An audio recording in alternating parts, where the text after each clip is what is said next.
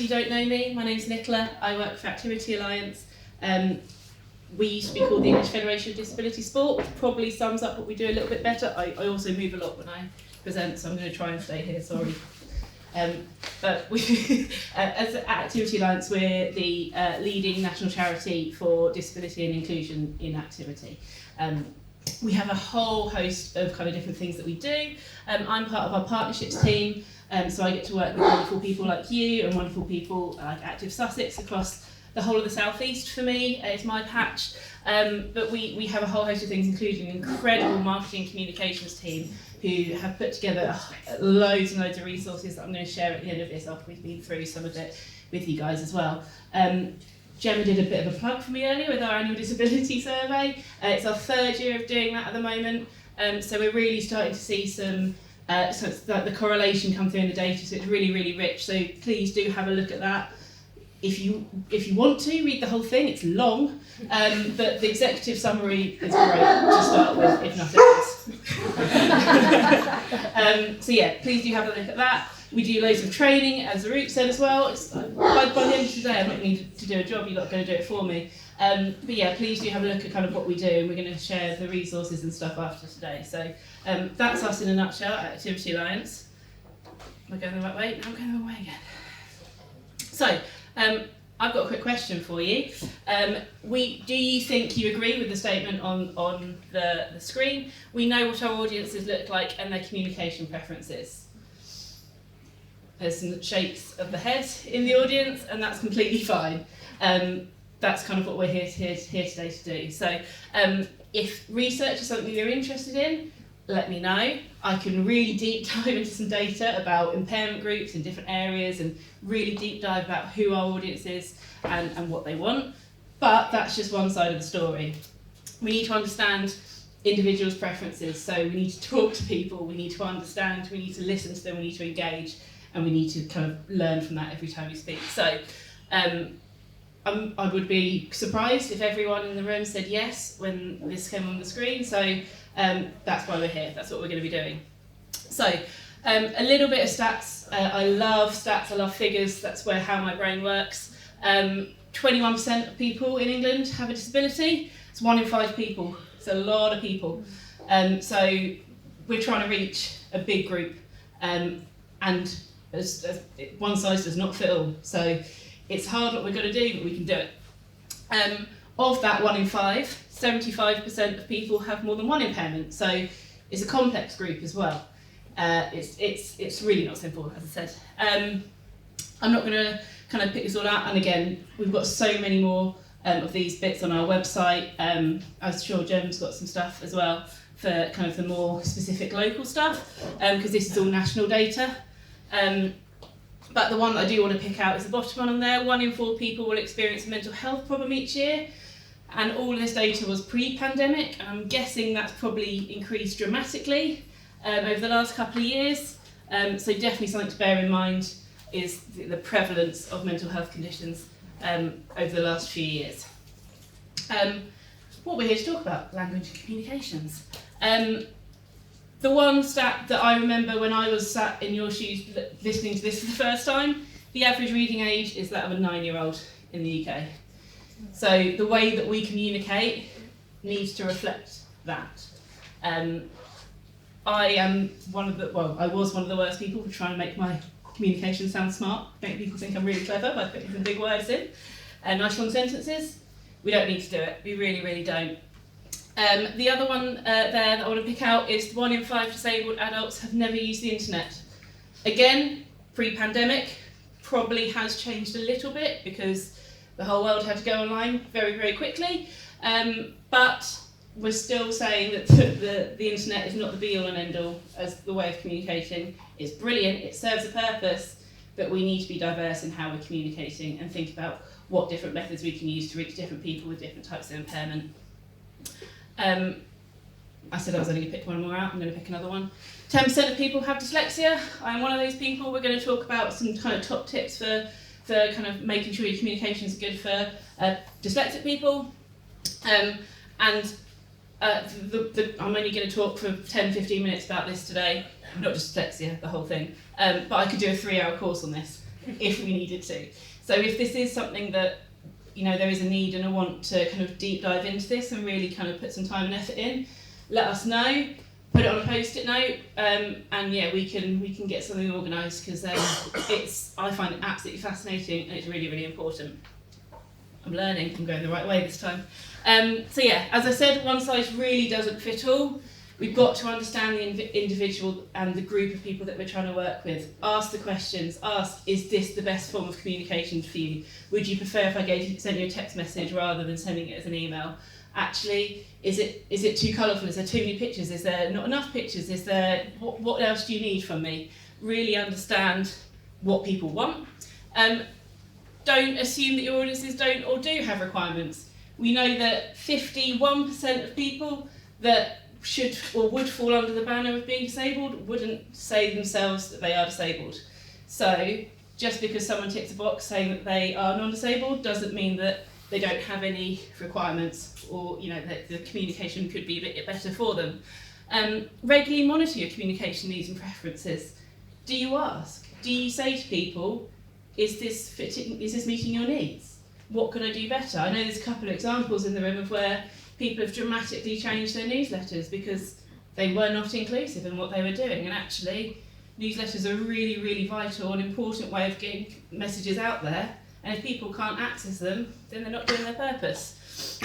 And then the bottom point on this one is my favourite: form panels and groups who can test and advise on what you do. That is the be all and end all for me. Co-production is the most important thing that you can do.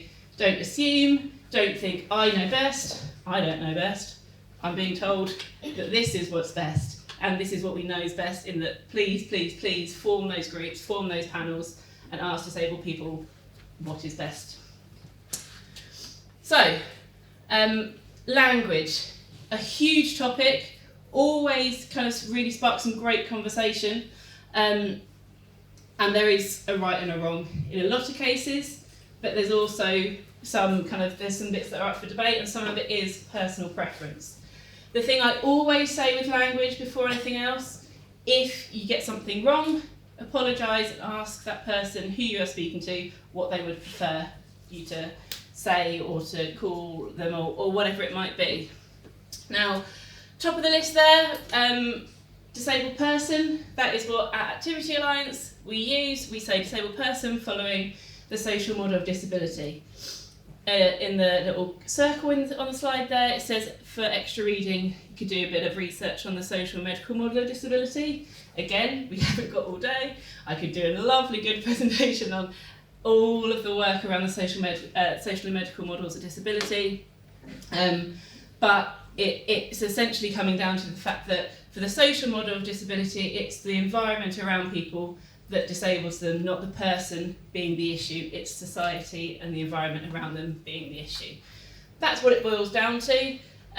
So we would say disabled person, but a lot of people, there is a large percentage of people that would prefer a person with a disability. It is a personal preference thing. Same for the one below that, person or non-disabled person as opposed to able-bodied person. Normal person is probably one to avoid. What is normal? Is anyone normal? Who knows? But there's lots and lots of different things to consider when you're talking about language. Tone is really important. What do the words actually kind of make you think? So are the words positive? Are the words negative? That's why we try and avoid words like sufferer. It is inherently negative. Gives you a negative connotation. So we wouldn't use that word. Brain injury and brain damage is one I think is being used a lot. Brain damage is used a lot in kind of media, in just across the kind of all communications, but actually brain injury is where we'd prefer you to use the terminology. This is again just a snapshot of some of the terminology that people can use, and we've got loads of resources on our website that kind of detail this more. So please do have a look. I'm going to cough away from this. Sorry. So yeah, terminology. Really think about the tone. What are you actually trying to imply with your message? Is it positive? Is it negative? What are you communicating? why are you doing it? They're all really important questions when you're communicating with the disabled person or not, just in general, really. Here we go. Fonts. This is one of my favourites. Everyone loves a nice, pretty font. When Word, started doing all this really fancy stuff, it's fairly simple, to be honest. The ones to avoid are your serif fonts, so they're the ones with the flicky bits on the end. Technical term. So this is an example of a serif font. This one at the bottom right there. Flicky bits at the end. Avoid it if possible. The ones to use are, so don't go for italics, don't go for underline, don't go for script ones. Nice simple ones like Arial, Verdana, Comic Sans is good, but avoid Times New Roman. But that's always your default. The other thing with defaults is Microsoft really handily puts their default at 11 size font for everything, but we say to use size 12 font generally. So you can go in and change your preset so everything just starts at 12, so you don't have to keep faffing with it every time. That'd be my top tip to take away from this. Change your default font size. 12 font. Try not to use italics. If you're going to underline, it should only be for a hyperlink, because it can be confusing if you're going to use an underline that's not for a hyperlink for people. No swirly ones that are difficult to read. And the other thing is contrast and colour. So blue on white background, good contrast. If that was yellow writing on a white background, not going to work. But there are online checkers, so you can put in your font colour and then your background colour, and it'll give you a yes or no, essentially, can you use this or not. There's loads of stuff online to make it really, really easy for you. Images can be really, really valuable, but we need to make sure we do it in the right way. So I'm going to start left to right on here as some examples of images and what's good and what's bad. So the left-hand side, you probably won't be able to see at the back, but I can't see at the front, so that's why. There's some text on top of an image of balloons that the contrast isn't good. So if you're going to put text over an image, you need to make sure that you've got a box of just solid colour behind it, so that you're not going to lose the tones of your colours or whatever it might be. The next image along, hopefully you're familiar with, probably not today because of the strikes, but that's the London Tube map, which is the least accessible thing ever. If you're colourblind, that's just a load of squiggly grey lines to you. So make sure that if you're using something that has got a key on it, like the colour, you need to have different patterns or different shapes or something to differentiate what you're trying to kind of get your message across for, that isn't based solely on colour. It's 1 in 12 men are colourblind and 1 in 200 women, so fairly common for men. Then the next one along is just a very busy, too much colour. Try and keep it nice and simple with images. And then the last one is one I really want to focus on. There is an image of, I think it's a boy in a wheelchair, but that's why it's been picked, because there's a wheelchair in it, not because the image itself is actually portraying anything of interest, of meaning. If anything, it's quite a negative photo of the boy in the wheelchair being sat away from his peers, not being able to take part and being isolated. So don't use an image just because it's got a disabled person in it. Let's stick it in. It's got a disabled person, it's good. So yeah, really think about why you're using the image, and is it got the right portrayal of what you're doing, and is it positive? So, how am I doing for time? Oh, I'm all right. The last letter of the title's being chopped off by the Sussex Disability Sports Network logo, sorry about that. But think audience, channels and message when you're thinking about your communications. So that really was the world's quickest whistle-stop tour of communications. This is a really brief checklist, but there is, as I say, a lot of stuff online that can help you. Think about tone, think about what you're trying to say is what is that? What are you trying to portray? Why are you saying that? Are you saying it just because you think you should tell people about what you're doing, or is there actual meaning behind it? So we've got what I like to call the Bible for inclusive communications. which is on our website for free. It has everything you could ever need for inclusive communications. But we have also got some fact sheets that are a little bit more digestible. So there's 10 of those, ranging from social media to design and they're listed on the board, but there's 10 of them as they are, and I really would encourage you to go and have a look at those. The other resource that I'd like to highlight is our Taking a Person-Centred Approach resource, and it really does kind of deep dive into that co-production and understanding your audience and making sure that you're listening and engaging with them in a meaningful way. Again, that's on your resource sheet that we're going to be sending around to everyone afterwards, so don't feel like the link will be there, so yeah, you'll be able to get to it very nice and easily. But this actually came out during the pandemic for us, so there's a lot going on, people are busy, so it hasn't got as much kind of traction as it should have done, I think. So please do have a look, please share it with people that you work with, because it is really, really helpful in making sure that we are doing co-production and co-design right, which is so, so important. But yeah, there's a whole host of different things on our website. Training, inclusive marketing communications, as we said, engagement, loads of things, different fact sheets on women and girls, older people, you name a demographic, we'll have got a resource for it. So if you've got any questions, please let me know, and I think I'm going to pass over to Paul again. Yeah. Thanks.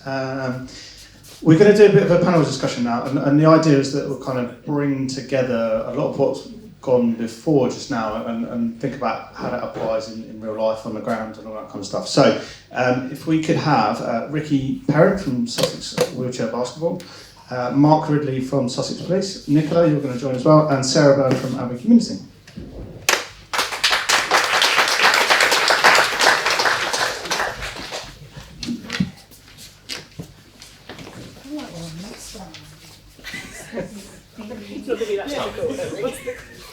So, just a couple of questions, just to kind of get us going. So, as I say, the idea is that we kind of try to bring together some of this stuff. So, Ricky, could you tell us, probably tell us a little bit about your journey to where you are today?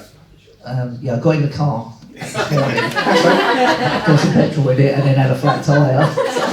So I had to the side of the road repairing that. But no, seriously, so I had a spinal injury in 2006, just a freak accident, cleaning a window, my hand slipped, fell onto a roof, fell off, and within a heartbeat I was paralysed through about 60% of my body. It wasn't a great day, but I managed to call an ambulance, they picked me up, and a few months in a spinal unit, and here I am 15 years later, trying to get people into disability sports in any way that I can. And Mark, do you want to tell us a little bit about your kind of journey as well? Hi, I'm Mark. I'm now working with Sussex Police. 2014, I was unfortunately involved in a road traffic accident, which changed my life. Before that, I was 12 years in the military. I was quite happily tracking off to work, and I suddenly woke up 4 days later in intensive care. Rather confused with what happened. I woke up 19 major breaks and fractures, 11 bleeds in my brain, a punch in my lung, and I've got a paralysed arm, which luckily, thanks to my surgeons, kind of works. It does what it needs to do. I've now moved on to giving back to the community, or giving back to, and sport saved my life. If it hadn't been for sport, I wouldn't have had a purpose, I wouldn't have had a meaning, and I certainly wouldn't have had a direction in life. And if it weren't for people like Paul, unfortunately with the Rebels of Southampton Football Club, who basically got me playing, got me back communicating, get me back into the public, and Help for Heroes, Invictus Games, who I've worked not with but underneath of, I wouldn't be here today. And this is obviously why I'm now here, trying to give back and help people. So everybody here that's looking after people like me, or was and still looking after people that were in my situation, thank you, because you may change somebody's life very quickly, just like that. Thanks both of you. I think what's really interesting, and part of the reason why I've asked them to tell us a little bit about their journeys, they both come from that background of not having a disability to then acquiring a disability. And when we talk about communication and language in this space, I'll ask both of them in a minute, what's changed for them around their perceptions from not having a disability to then suddenly having it, and then both being involved in sport in different ways. and what that's kind of meant for them in that sense. But before we kind of get onto that, Nicola, language in sport, how's it sort of changed? I guess probably last 5 years, 10 years, 15 years, because I've seen it evolve a lot, but I guess from a national standpoint. Yeah, there's been a lot of change. Even just thinking about the London 2012, the visibility of disability sport has changed everything, really. Before that, it was almost seen and not heard type thing. It was happened, but people didn't know about it or people weren't aware of it. So 2012 was great. It really kind of showcased what was out there. But again, I think we were talking about this on the table a minute ago. The Channel 4's campaign around that was the Superhumans, if you remember back then, which again had very mixed reactions to it. Are disabled people superhumans?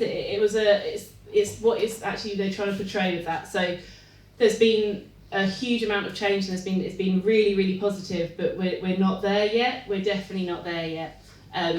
But even 15 years ago, I don't think I had any idea about what was going on with disability sport. But now, partly due to the job I do, but it's everywhere. And things like the article that we had about the power chair football, the article about that, it's you do see it out there, and that wouldn't have been the case even 10 years ago, maybe even 5. So we're getting there. Obviously, it's all linked to the kind of cash behind it. It's the same with women and girls. That's why women and girls sport isn't out there as much as it should be, because it comes down to cash at the end of the day. But with people in the room like yourselves, we can start making the difference that we need to make sure that we really push this agenda. I couldn't agree more, and I think when I consider that historical context around kind of some of the language and communication, marketing, that kind of stuff, you could probably put it into kind of 3 broad categories, I suppose. One, that kind of real negative, so labels, that different, default position of someone not being able to do something and things like that. The kind of the real derogatory terms the slang words that have evolved and changed from, the use of a word like spastic that suddenly is now really, really negative, and it's got horrible connotations, but it still exists in the medical world because it's a relevance in there. To that kind of patronising bit, and that sort of aren't they brave, superhumans, that kind of stuff, and where do we sit with that? But I totally agree in terms of it's much more positive, I think, these days, and it's progressing all the time. And it is much more inclusive, which I think is really important, and hopefully that's one of the takeaway messages that you'll get from this. Ricky, I suppose, how have your perceptions changed from, I guess, being that point prior to your accident to where you are now, and obviously not just in terms of you and your life, but actually the work that you do as well? I see changes everywhere. In the last 15 years, just everything from every time there's a new build, it's more accessible. Every time there's a new cafe or restaurant opening, it's more accessible. Every time something different is done, it's made more accessible. So I got into wheelchair basketball through someone just badgering me to go and do it. And it took me about 4 years from my injury to actually get into the sport. And in those 4 years, I probably left my house a handful of times. And the mental problems I had because of not finding that sport quick enough is the reason that I go out and I try and get more people into the sport as early as possible. So anything I can do that's influencing the NHS or the CCG or doctors or occupational therapists it's all about saying to them, you've got to get people in as early as possible, whether that's the kids in the schools or people who are injured. Signpost them into a sport and know that you can signpost them because of they're accessible. The people there are going to treat people well that turn up. The wording, the terminology it's all focused around. It's a huge amount different to what it was sort of 20 years ago. Yeah, I couldn't agree more. Mark, I guess from your view, what did you know of disability sport prior to what happened, and what was your perception of it versus kind of what it is now? I'm not going to lie, I didn't really have a lot of understanding around disability full stop before my injury. I was a soldier and was quite enjoying my career and looking forward to where I was going to be next going deployed to. However, coming to today and through everything that I've been through and how I've used sport to sort of rebuild and recover myself, there's such a broad understanding now, there's such a broad spectrum now of sports and activities that everybody can do. How we can use this to motivate and inspire and direct people that are suffering, it is the best way forward. Things like this, things that everybody else here today is doing, needs to continue on, therefore to inspire the next lot, to help the next people through, because without this, I would have fallen over, without a doubt. Without sport, I would have fallen over, and there's so many people out there that need our help to broaden the spectrum so they understand and see what they have the opportunities to do. Brilliant. Sarah, obviously with your role, kind of equality, diversity, and taking a lead on that within our community, it's been touched on just there, the importance of those messages. So what have Albion community done in terms of our kind of communication and marketing to change some of that, and I guess how does your role impact on that? Yeah, I would say that over the last few years we've really tried to improve our communications to make them much more inclusive, use better language, have a real focus on it, do some bigger campaigns. So we did with the club, I think it was 2018 was the first time we did it, which was the kit launch. And we were the first club in the country at that point to have used all our teams. So it was the women's first team, men's first team, and participants from our disability programmes involved in that kit launch, which is the first time that's been done. And it was a really big sort of moment for us to do that. We've tried to make sure that all of our communications across all departments, not just our sort of disability focused programmes, are open and inclusive to everyone within the local area. I'm not saying that's been the easiest of tasks, and it's one of the things that we're keeping on doing. It's sort of an ongoing programme, but and my role is to support all the departments to enable us to sort of get that communication out sort of most effectively. Brilliant. And obviously very biased, we do some great work. Ricky, I suppose just coming back to you for a second, your experience as an individual, what appeals to you in terms of marketing now? Like if you were to go and join a new sport tomorrow, for example, what would appeal to you in that sense? And then also, I guess your role as Sussex Wheelchair Basketball, you're very active in terms of recruiting new players, marketing, that kind of stuff. What do you think works? I don't know. I was just about to do a really loud meow then, just to hear all the dogs bark.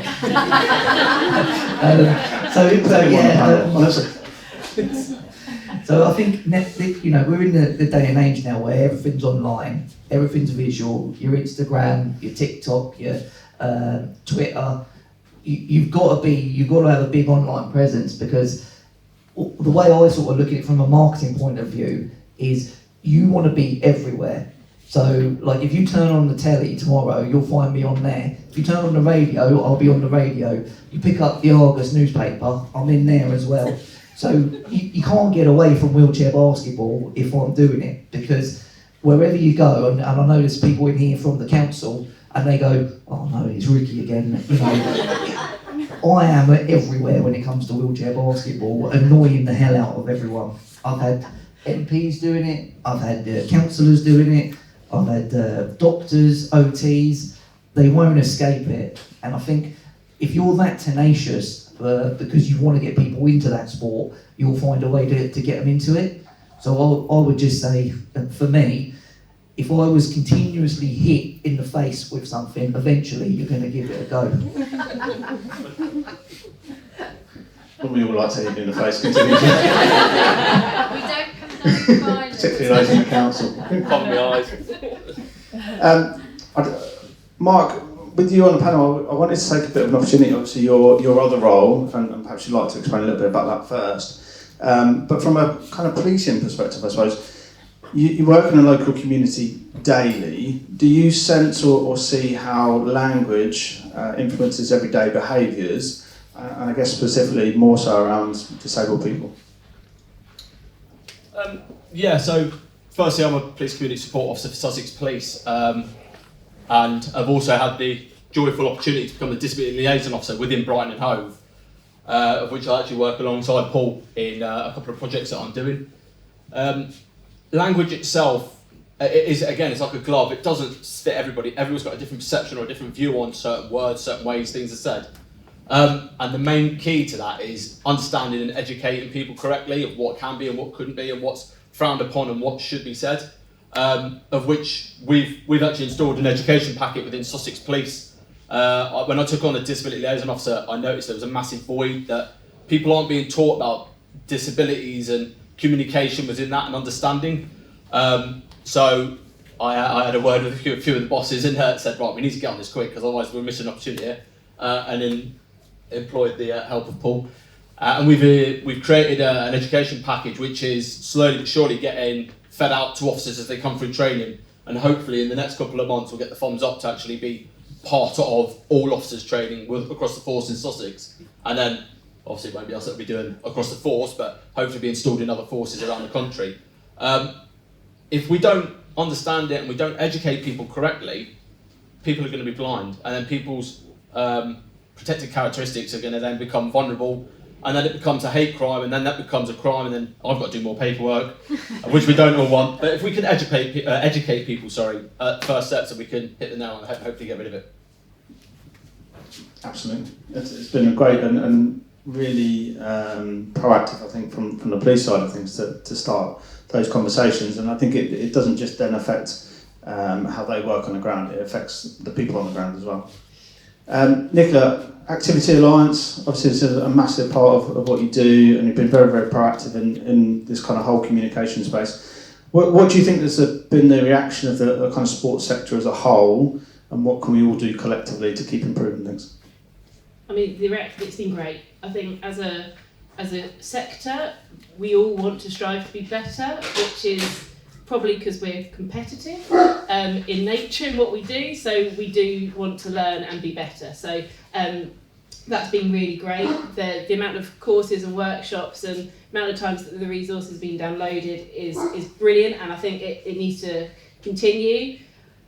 So we need to get the message out there, keep talking about it. If you hear something that you don't think is right, then correct people. That's the other thing, is don't just let it slide, because then it's just going to continue and snowball. So definitely keep trying to learn, and especially with language and terminology, it's ever changing. It's never the same as it was 5 years ago. So it's something we've got to continuously keep improving on, and as a sector we are pretty good at it, but there's always time to improve and always time to learn.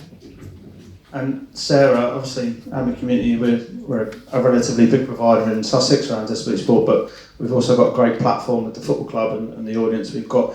What more can we do, AMI Community do, to support that kind of ongoing work? Yeah, I think promoting what we do as effectively as we can, and like having the work there to back it up. I mean, there's no point in us talking about stuff but not actually doing it. So that's sort of one of the things that we're really keen on doing, showing actually the impact that we have, what we're doing, the case studies, working the young people we work with, all the different participants, and showing actually the changes that we're making, but also continuing to work with the club. We work really closely with them on many of our different programmes. So in the next couple of weeks we are going out and talking to a number of our participants with ourselves and the club, and actually asking what we're doing right and what we're doing wrong in different areas. So doing that, but whilst also doing sort of the bigger stuff. So, we've got a big a website, we've got a profile, Brighton Hove Albion do as well, and we try and use all of those resources plus the programme, and really sort of make a feature of the work that we're doing. So, Definitely. And then I suppose Ricky or Mark or both of you, what can you guys do on a community level to continue to support? Well, I suppose use of language, like you say, it is always changing. So just keep yourself up to date with what's going on. So with my other hat on, I do some stuff on the ITV diversity panel, and they have the exact same outlook as everyone in this room. They are continually looking at what the new trend is, whether that's to do with asylum seekers or refugees, or how different terminology they use, not just in disability but across the board. So keep yourself up to date with things, and just because one phrase or one terminology is good today, it doesn't mean in 5 years' time it will be. So from a community point of view, just keep yourself in the loop, and also if you're bringing new people into your club, talk to them, get fresh meat in. Don't be the organisation that only has old people at the top, because you can always tell an organisation has got old people at the top because their websites are rubbish. Okay? So don't be that organisation. Get your fresh meat in. I don't know anything about TikTok, but if we've got young kids coming in, I want them to tell me how I can get TikTok to work for my organisation. And that's the same with language. Find the people who are out there doing it and get them involved. I was going to say exactly the same thing as him, but without the old people bit, because the older guys look after us rather well at work. But no, yeah, from a policing perspective, it's just keep that language, keep everybody up to date, keep everybody refreshed, keep Paul in a job because I'll have to keep employing him to come and help me. But no, yeah, keep everybody in the loop, and therefore people won't be victimised of any kind of crime. Brilliant. Thanks everyone, that's all my questions, but we've probably got a couple of minutes if you want to open up and anyone's got any questions for the panel. Oh, silence. No? Okay, all good? I have a question. Yeah, go on. I like to make question. I have a question, but it's not only on this specific subject, if it's welcome. Of course. We talk about, so this conference is about inclusive sports, but it was not mentioned about how we can be inclusive on culture level, whereas in Brighton we have a really vibrant community of refugees, and probably in this time of life, I think it would be good to see how we can empower more sports for those audiences that are not really feeling welcome. Sounds like a whole new conference for you, Jill. Yeah. Thanks, Stephanie. That's a really good question. And today's conference was specifically focusing around disability sport, hosted by the Disability Sport Network. However, you're right, when we're talking about inclusion, like we said, it's about that intersectionality and about understanding those audiences. So as an organisation, through some of the funding that we've received from Sport England, which was the Tackling Inequalities Fund and is now the Together Fund, we are looking at some of those underrepresented organisations and groups that we haven't perhaps worked with, and how we can support them to be more active. So we're doing some work with some asylum seeker groups, and also looking at travellers, friends and family and travellers, and groups like that we haven't yet engaged with, again to understand what their needs are, rather than making those assumptions and assuming that we need to provide opportunities for them. And finding out what's going on in their communities. And I know quite a lot of the local authorities are already doing some work in that space. And I know Brighton and Hove, it's a city of sanction, isn't it, for Brighton and Hove? So that there's quite a lot of work that's kind of going on, and it's about us connecting with those organisations. So it's a very valid point, and I'm sure there's going to be more kind of learning opportunities from the work that we're doing, whether that's through our kind of wider Active Sussex conferences, or online kind of virtual opportunities through our forums. Any other questions? No, fantastic. In which case, I think my final message to you is my opening message to you, in that your words matter. Thank you very much.